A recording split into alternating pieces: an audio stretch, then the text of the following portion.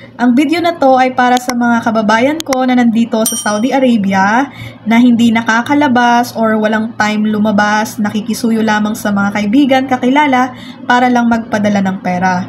Sa video na to ay isi-share ko sa inyo ang isang app na kung saan ay very convenient, easy, and quick transaction. In just one click sa inyong mga cellphone, ang inyong pera padala ay nasa Pilipinas na. So, disclaimer guys, hindi po ako nagpro-promote ng app na to, bagkos i-share ko lang sa inyo kung saan po ay mapapagaan, mapapadali po ang inyong pagpapadala sa Pilipinas. May the peace be upon to you. Hello everyone, welcome to my channel. Kung ikaw ay naghahanap ng remittance app with lowest fee, convenient, and high rate of currency, baka ang FriendlyPay ang para sa'yo. FriendlyPay is safe to make an international transfer in a quick and easy way with just one click from your smartphone. FriendlyPay has competitive exchange rates and transfer fee.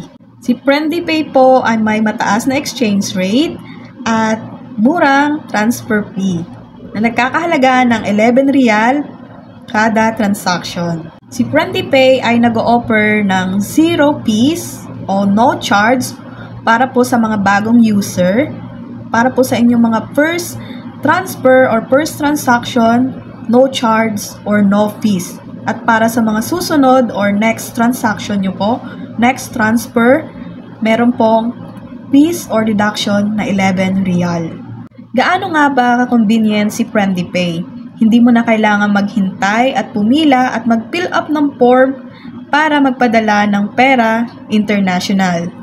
If you have any question and inquiries about FriendlyPay at may concern kayo about your transaction, you can call, WhatsApp, message in app chat, at pwede kayong mag-email sa kanila and they are ready to support you in the following languages like Arabic, English, Urdu, Hindi, Bengali, and Malayalam.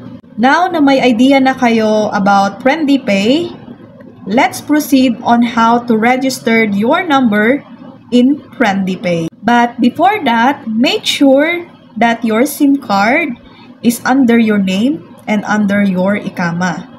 Dapat po ang ating pong mga SIM card or number ay nakapangalan po sa atin at nakapangalan sa ating mga ikama at hindi po nakapangalan sa inyong mga amo. Dapat po ay meron din po kayong active AppShare at Napat app. Ang Napat app po is to verify your identity at kung saang address kayo nakatira dito sa Saudi Arabia. Now, let's proceed on how to register in FriendlyPay. Sundan nyo lamang po ang mga step na makikita nyo sa inyong mga screen. Without further ado, let's get started.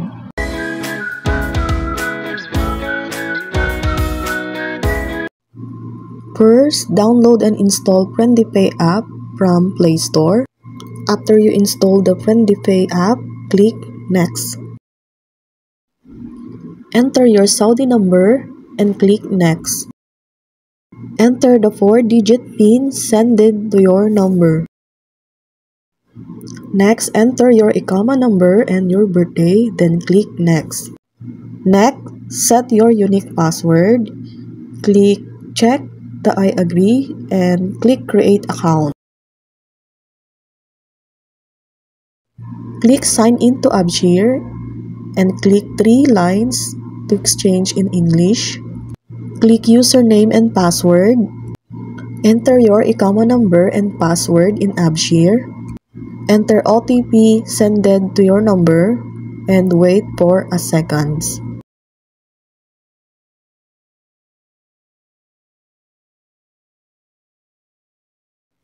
Next, company information. Enter your profession and company name.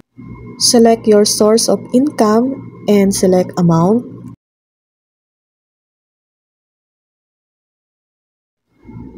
You can add another source of income and indicate your expected monthly usage.